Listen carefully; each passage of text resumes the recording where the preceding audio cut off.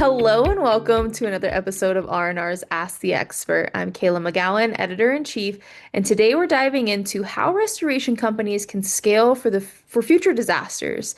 My special guest is Bud Summers. He's the executive vice president of operations and training at PuroClean. Bud began his career as an independent owner and operator and later expanded his experience as a general contractor, multi-unit franchise, and senior executive. In 2012, he retired from active ownership and shifted his focus to the things he's most passionate about, which are teaching, writing, and consulting. Please welcome Bud. Hey, thanks, Kayla. It's really a pleasure to be with you. Your organization provides such incredible value to our industry, and it's great for us to have an opportunity to chat again. Yeah, again, exactly. No, thank you so much. I know you guys contribute to us regularly, so it's always awesome to kind of put faces to names and talk about something maybe that we haven't covered in writing this year. And one of them, I think, is definitely just disasters. This year has not been what we thought, starting with the fires in January. Then we had all this catastrophic flooding. And I think people probably thought, wow, if we're seeing all this, hurricane season is just going to be astronomical. And it's been everything but that for us personally here. I know Jamaica and Cuba and some other places were hit really bad, and I know some of us are deploying there to help them. But for us here in the United States and even up into Canada, how do franchises like PuroClean support home and business owners in navigating the insurance claim process after disasters? That's a great question. I think one of the things that's changed over the course of time, and I'd be interested in your opinion of this, but we've seen a consistent move that the primary carriers, we'll call them the big five, most of them have found ways to exit the majority of their holdings out of what we would consider primary hurricane areas. 8, maybe 10 years ago, when we were going in and mobilizing, one of the things carriers wanted was how many people do you have that are on our program or are trained to our SLAs you can leverage to take care of our policyholders that are in that area. But the reality is a lot of that has significantly changed, especially in Florida with the changes in the insurance industry here, where so much of it is, for all intents and purposes, what I call state funded. It's a completely different picture. So the need for generating numbers for a homeowner quickly has become far more critical. It in what I like to call the old days. Well, the insurance company's going to pay for it. Well, maybe, especially as deductibles have gotten higher. So we've had to spend some time helping our franchises to view uh, and develop tools to be able to estimate very quickly, set up the possibility for self-pay, and then if in fact they choose to, and in the spirit of transparency, most of our franchises choose not to, consider what the job is going to look like if FEMA is going to be involved. Yeah, there's so many variables. I will definitely say not only is Florida feeling that, I think we're seeing it in California. A lot of people actually, if I'm not mistaken, had lost coverage right before the fires happened, and then they were relying on state, insurance, and it's still a mess for them, unfortunately. And so I think all the variables that you just mentioned, deductibles are higher. Now we're looking at self-pay, which, let's face it, right now, times are really hard for everybody, especially if they're paying higher premiums and then they're going to have to pay their deductible and potentially have to pay for the work out of pocket.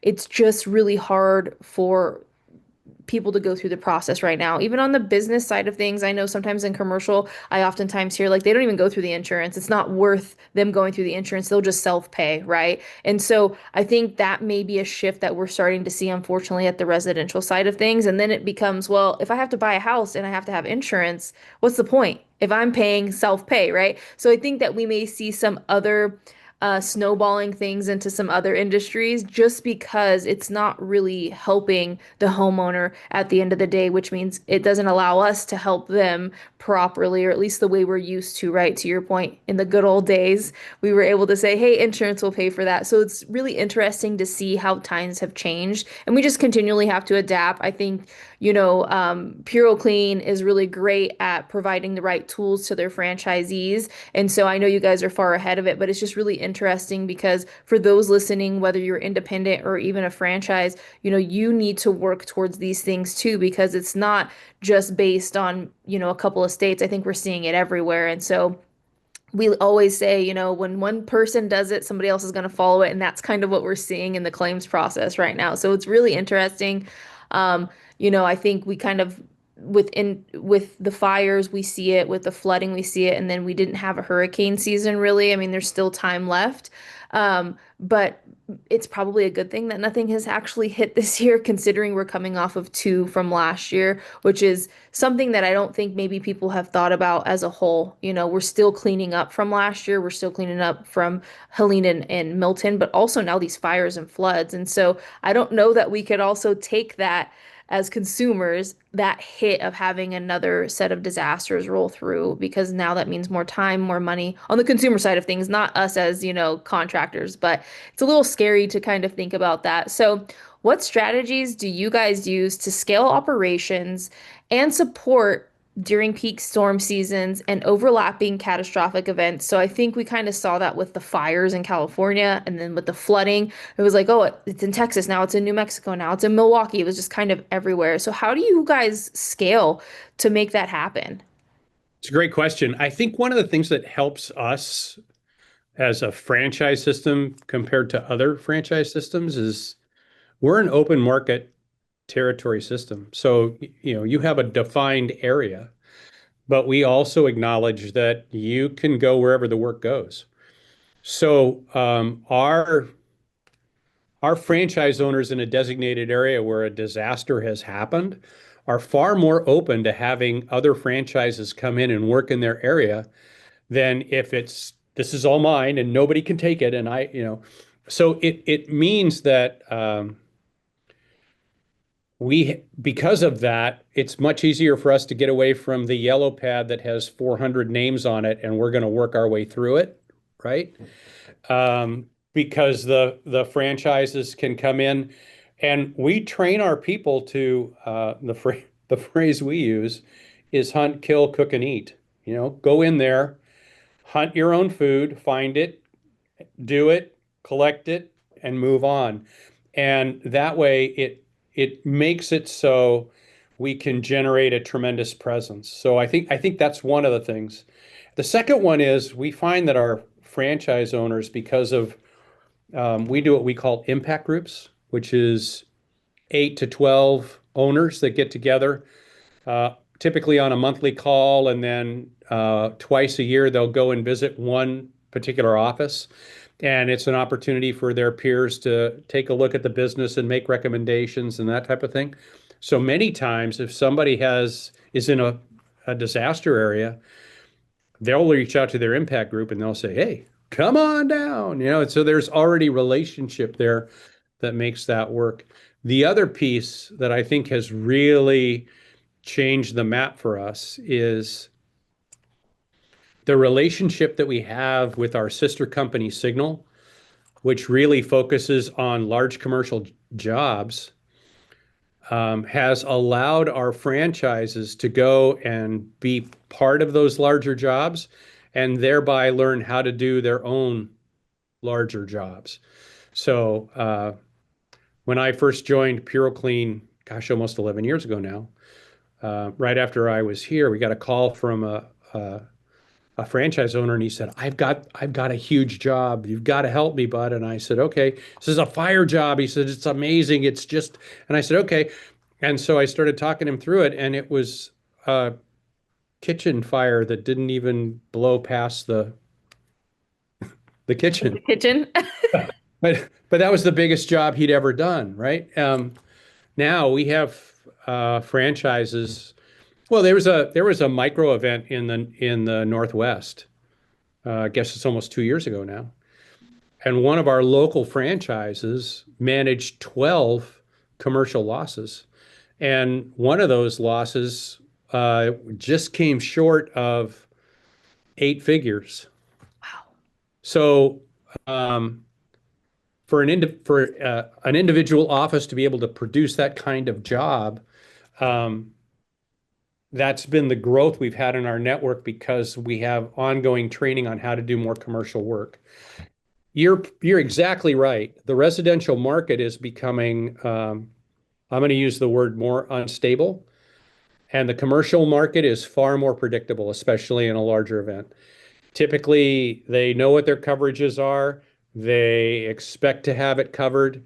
The insurance companies expect to have somebody do it. So, one of the pieces that's been critical for us is to train our franchises into how to maximize time and material and the documentation and job notes to be able to produce that. And I guess the last thing is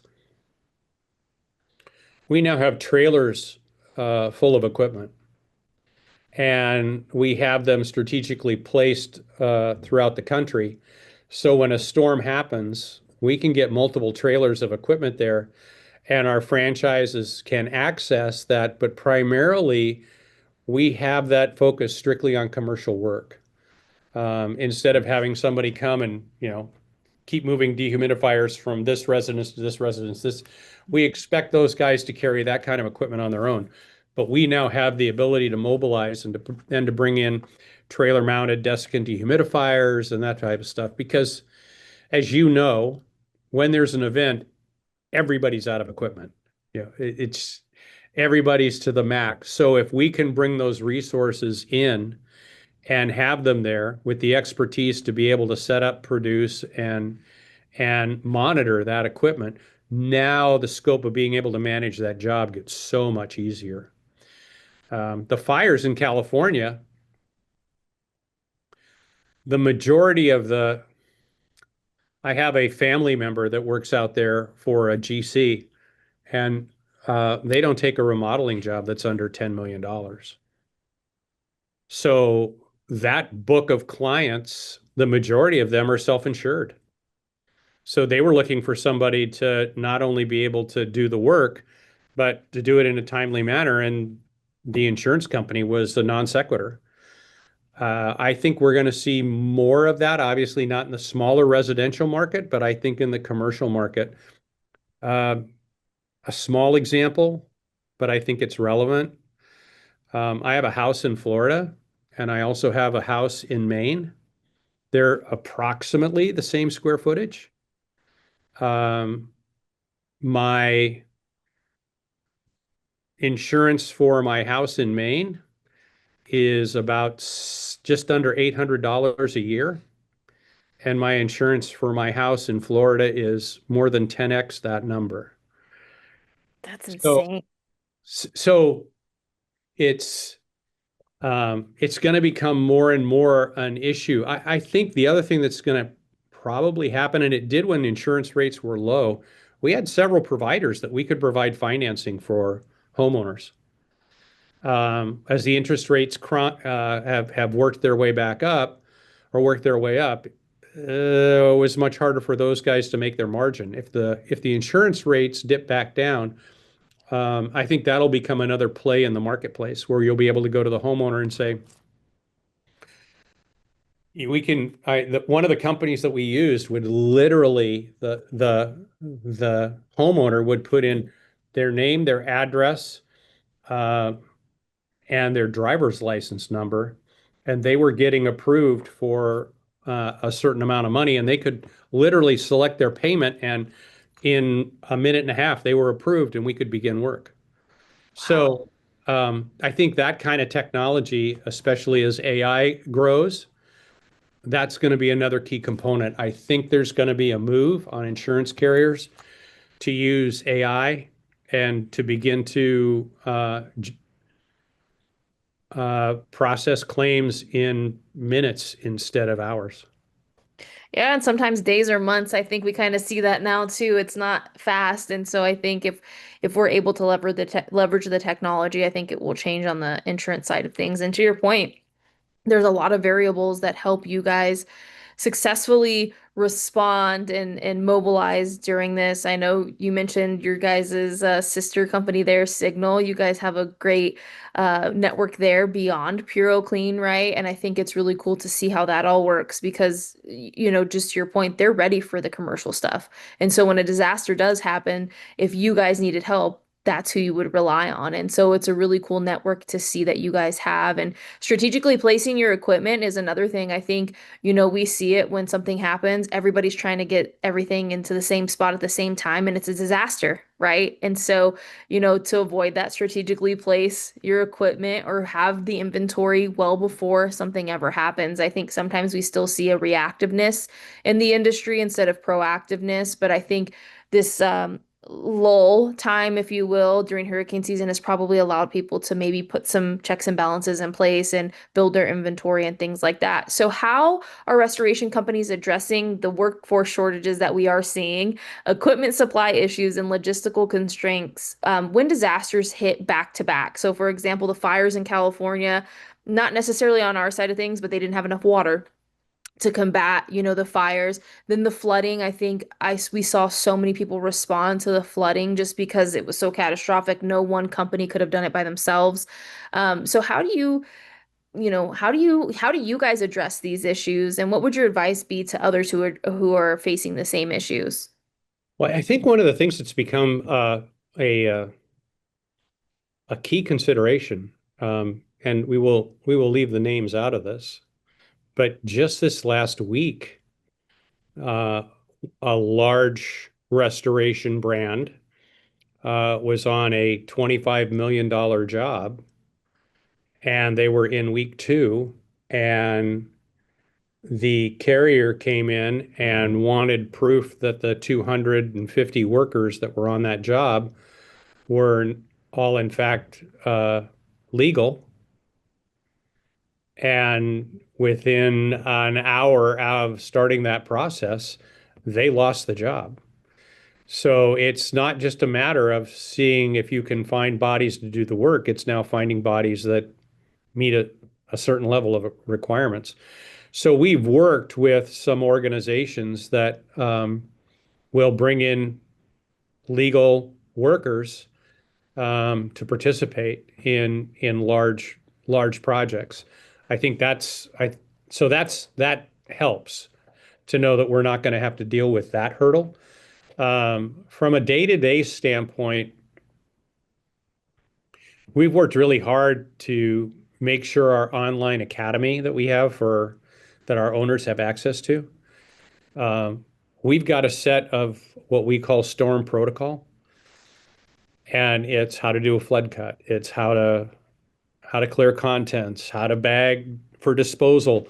And we've broken that down into small enough segments so you can take somebody with no experience, and while they're in the vehicle on the way to the first job, they're doing what they would be doing normally. They're looking at their phone, only right now they're absorbing training instead of upgrading their Instagram account.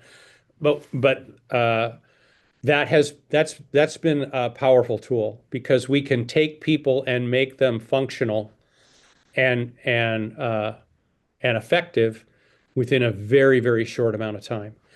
It used to be, you're going to leave your home market and you're going to go travel, and you're going to have to leave half your crew behind and take half your crew and hope you don't get swamped back at home.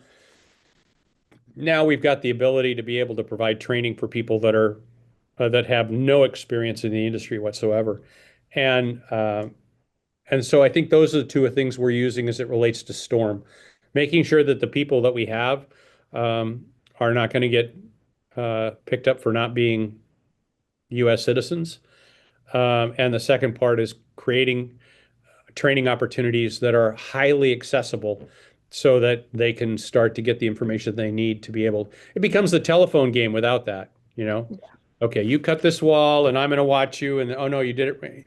No, we want to be able to, because then if they have the tools they need and the training they have, now at that point, all we need is the attitude to work. And once we identify that, then we've got productive people that can generate revenue, and that's ultimately what you want to do. Well, and I will definitely say the constraints change, right, when we're looking to put people onto our team. And I think sometimes it's better to have somebody who doesn't have experience. to come into our field of work just because, sometimes it's really hard to change habits. And, I think that that's an advantage, especially if we're looking at the younger generation. They always have some type of device in their hand, and what better way to learn, right? If they can become content creators, they can definitely work in the industry that we're in today. And, I think it also helps with people's problem solving skills, right? That's the other thing I will definitely say. They're looking at this training and they're going through it, but now when they're faced in person, it allows them to ask the questions. Now they know what questions to ask, opposed to asking every question that they think is the right question. Now they know where they're actually going with some of these questions that they have. And I think it's the same thing with supply issues. To your guys' point, you guys have stuff strategically placed across the country, which then there won't really be supply issues when we do need them. I think that's just one of those things where people have to be proactive, right? Proactiveness is your best friend when you're in any type of disaster recovery business. And, the logistical constraints too, I think that also plays into just strategy, proactiveness. And when you train your staff, right, those two other things, equipment and logistical constraints, they don't happen because your staff's trained properly. And we did see back-to-back unfortunate disasters this year. And so I think if anything, it's taught us a little bit more about, hey, there's not really a quote unquote season anymore for a lot of stuff. It's just going to happen. And so for us, that means we always have to be prepared. It's not, oh, this season's coming, we need to prepare. It's more like, hey, 365, we need to be ready to handle anything at any time. So with billions of dollars spent annually on disaster recovery, I think last year we had a $24 billion year. I think this year we're at about $101 billion. What new growth opportunities are emerging for not just franchise systems, but even independents in our industry today? Well, that's a great question. I think as it related to like the California fires, um, the biggest hurdle in that, and it still is in that marketplace, wasn't necessarily finding people to do the work. It was getting permits and authorizations to do the work. Uh, so much of the ground that was left behind was so heavily contaminated. You know, California spent a lot of time being very proud of all the Teslas they had. Well, when that many batteries burn in one place, that creates a whole different cleanup scenario.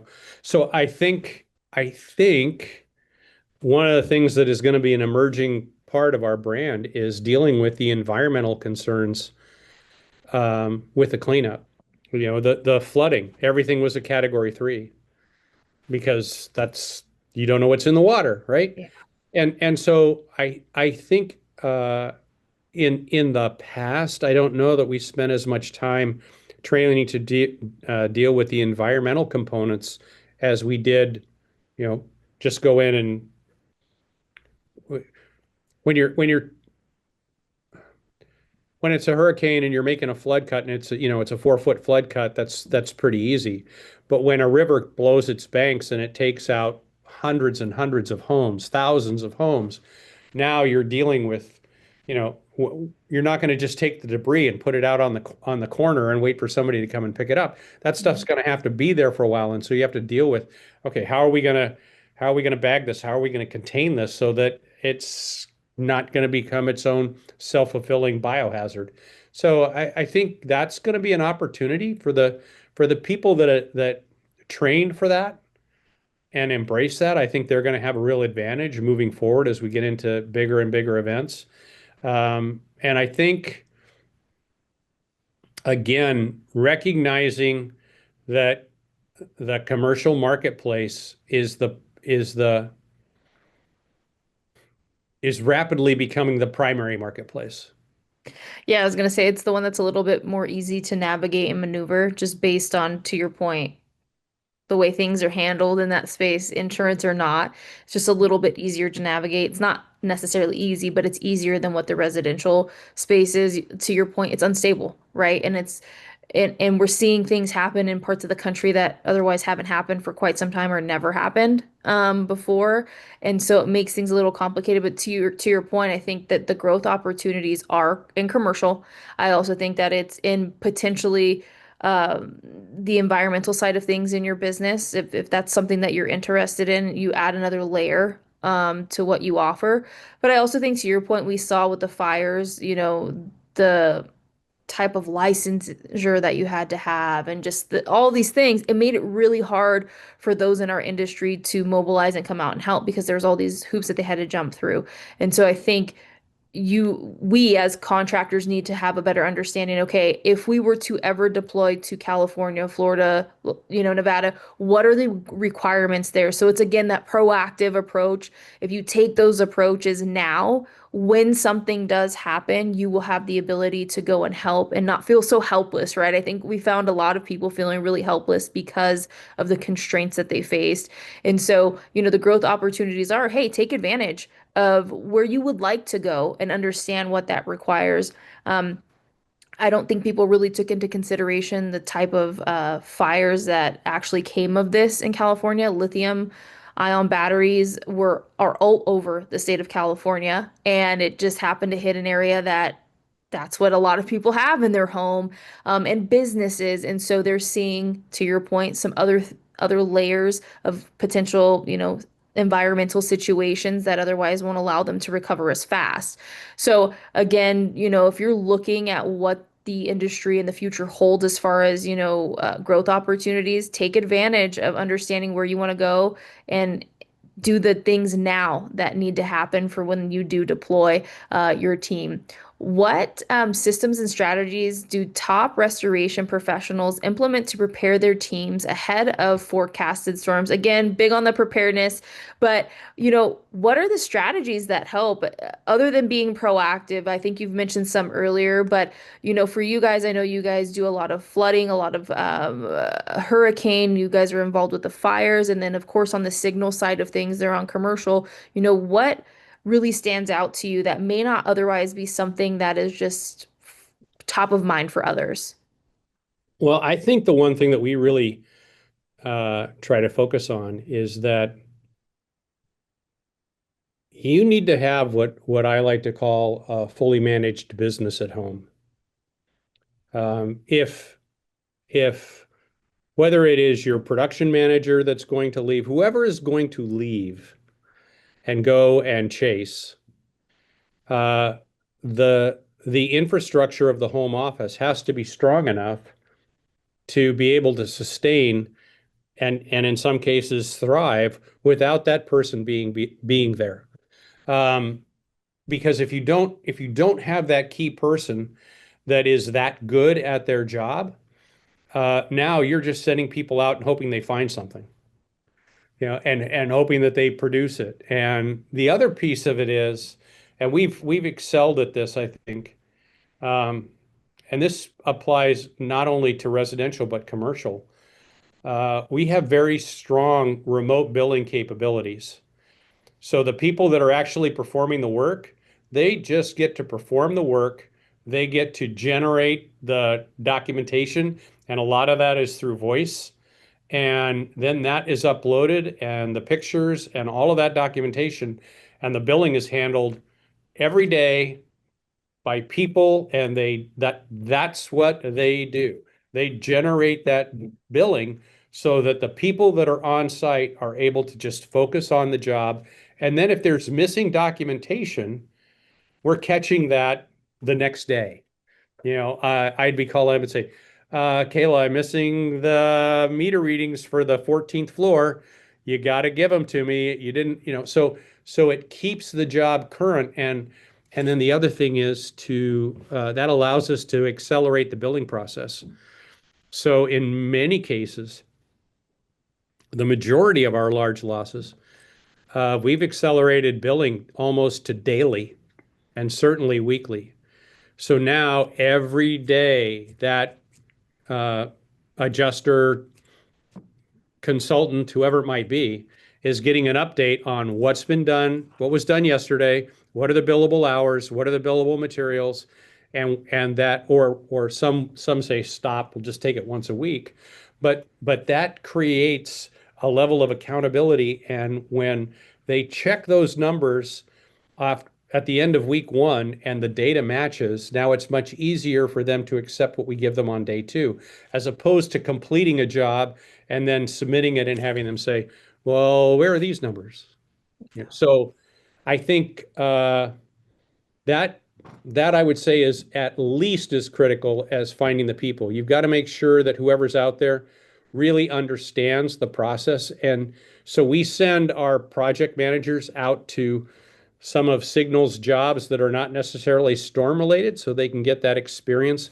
We also have three IICRC certified trainers and also a consulting company that helps us to train for commercial loss. So we make sure that the person that's going out of there knows the knowledge to be able to generate a ROM, that day instead of having to communicate back and forth. So I think those are the things that AI is only going to help. Um, and being able to leverage that technology um, is only going to help. I I'm kind of a tech guy and I love it, but just messing around, I created a bot in ChatGPT that I could now say, give me three examples of documentation.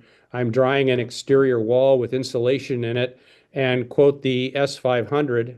And because I have a copy of the S500, it'll give me the F9 note to put into the file.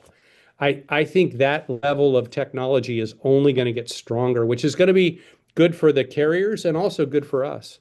And the other thing that I think that's going to happen in the next 2 years is somebody's really going to crack the code on remote monitoring.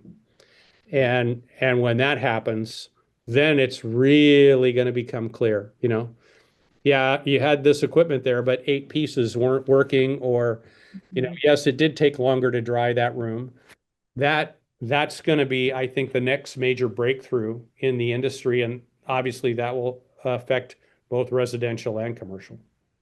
Yeah, and I would definitely say to your point, just to echo, like again, proactivity is so huge. Just being proactive is part of the whole shebang here to be able to have a great impact. But also, you mentioned something in the very beginning where you said that everything at your home base has to be set up for success and taken care of, right? Because I think we've heard of several horror stories where it wasn't, and they ended up going belly up because they weren't prepared on that end, and then on the other side of things when you're going to respond sometimes you don't see that money for quite some time, so now you're footing the bill for that. And Darren and Barry both sat on a preparedness panel with me in April, and they talked about this. Yeah. you know there are some really crucial things that you have to understand prior to ever even thinking about going somewhere that's facing some situations based on storms and things like that. And then, of course, to your point, leveraging technology and leveraging your people to work in one or two capacities, not wear all of the hats, because one, it's exhausting. That's how mistakes happen. But two, to your point, they're able to focus on the task at hand, do their job every single day, and they know that their team is going to handle the rest. And I think that's part of what helps us find success as far as systems and strategies. We don't have to do every single part of the job. We need to focus on the task at hand, regardless of what seat you sit in, and it allows you as a team to collaboratively work and get the job done. And I think to your point on the side of going through the claims process, when we're able to communicate daily and weekly to the carrier, I think it also helps them better understand the whole process instead of getting something at the end and they're like, I don't understand this. Why did you do the things that you did? I also think it keeps us on track for projection of costs, and we're able to get ahead and say, hey, actually, we found something that we weren't predicting, and we need to make some changes. Again, that's a collaborative effort and just transparency, which will make a difference. And that is part of your system and strategies, period, right? It makes a huge difference. So, given the increase and intensity of these disasters, storms, fires, flooding, all of these things that we've been seeing, what does the future look like for the restoration industry, and particularly you guys at PuroClean, and how are companies able to adapt? Well, I think the biggest game changer is who who is the best at incorporating AI into the workplace. One of the things that we've several of our people are having tremendous success with is a product called Plod, and it looks like a little Bluetooth that you can wear on your shirt, or it fits on the back of your phone, and you can click the button and it'll listen to the conversation, it'll summarize it, it'll put it into a Word document, and think about what great documentation that provides for you in the job file. I think I think those the people that embrace that and use that effectively are going to be the ones that are going to excel, just because I when I speak to all of our new franchise owners when they come in, and I always ask this question: what do you think we get paid for? And this is after they've had a couple days in the drying house and that type of stuff. And they'll say, oh, we get paid to set the equipment or to dry down the structure, or we get paid to, take good care of the customer. And after they've taken a couple shots at it, I said, no, we get paid for one thing and one thing only: what we can document. So I think the biggest changes that we're going to see is in the level of documentation and how it's accumulated. And those people, it's kind of like when we made the change from uh, the drying log as a piece of paper, right? I think the people that are willing to embrace and change that, and to your point, I think there's going to be some acquisitions that are going to happen within the software industry, but more importantly, now with what is available to a guy like me to be able to say, I'm going to create a bot and I'm going to be able to do that. And I started doing that by just going on to GPT and saying, this is what I want to do. What is my first step? What's my next step? I, I, I think the restoration industry is going to create some powerful tools apart from the software vendors that I think will end up revolutionizing the industry. And I think that's going to be really fun to watch. Yeah, I think so too. And I think it brings me back to the phrase we've always heard, work smarter, not harder. And I think that that's where we are with technology and AI. It's allowing us to work smarter, not harder. We're taking a lot of the stuff that would otherwise take us an extensive amount of time to write down, and then it's chicken scratch, and you're trying to type that over and all these things. Now, to your point, plot and even just like the 360 documentation and remote monitoring that is coming and all of those things, it will really make a difference, and it'll make us more efficient at the end of the day. I think that's the other thing is, we work a lot of long hours, and these little tiny advancements will help us get some time back. And I think, instead of maybe a 14-hour day, we might get down to 12 and then 10, right? And it would be nice to see how that happens, but it's going to take time. And to your point, I think if we don't embrace the technology and the AI side of things, we will get left behind. And not just we, I mean, those people will be kind of irrelevant for those who are actually implementing these things. Our customers are adopting technology really quickly too, and so we have to keep up with that. We have to keep up with the carrier. So it's really interesting to see where technology has taken us. I mean, gosh, I think before COVID, no one was really live streaming, right? Everything was done in Totally. person. And look how far we've come since Yeah. then. And I think we're going to see the same type of evolution and advancement in technology and AI as we saw with, Zoom. And now we have like WebEx and Teams and all of these things. I definitely see that happening with technology, and, it'll help us better prepare and respond to future disasters as well. So, Bud, I don't have anything else. Do you have anything before we sign off? I guess the one thing I'd say is that I think another thing that's going to be a direct benefit from AI is you're going to see a higher degree of employee satisfaction, because they're not going to be frustrated with, I don't know how to document this, and you're telling me I need to. If we take that off their plate, now their purpose is to go and do the work to help somebody in their time of need. That's something an employee can get behind and can feel good at their end of their 14-hour day. Then I did a great job filling out that paperwork. I think that's going to increase employee satisfaction, and that's going to increase longevity in our field. So I think the future is bright, and I think those that are willing to embrace change are going to have tremendous success. I also want to thank you for this time. I think R&R provides a valuable resource. I will tell you, I faithfully read it when it was paper. Uh, I mean, it's just it's been a quality standard in our industry for a very long time, and I appreciate being a part of the show today. Yeah, no, thank you, but it's always a pleasure to get to chat, and I'm glad you're able to share some of your thoughts. And, for those listening, I know they're going to take something from it because I certainly did. That's one thing that I really love about doing this is, I learn something new every time. And honestly, we can't be successful without people like you providing us with the right information to share. And so I'm so excited that you came on. I look forward to having you on again and potentially having you send over some of those pieces that can be read in paper form or on digital form. But as always, thank you guys for tuning in to this episode of Ask the Expert. We will see you on the next one. Take care. Take care.